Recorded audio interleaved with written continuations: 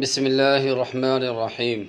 عن عائشة قالت: السنة على المعتكف ألا يعود مريضا ولا يشهد جنازة ولا يمس المرأة ولا يباشرها ولا يخرج لحاجة إلا لما لا بد منه ولا اعتكاف إلا بصوم ولا اعتكاف إلا في مسجد جامع. رواہ ابو داود۔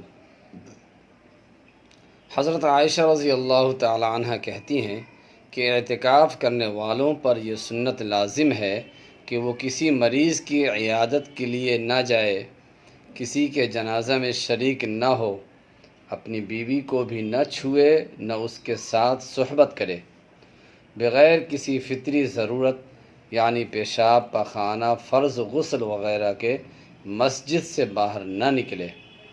اعتکاف بغیر روزہ کے نہیں ہوتا، اسی طرح اعتکاف 5 وقتہ نماز والی مسجد کے بغیر بھی نہیں ہوتا۔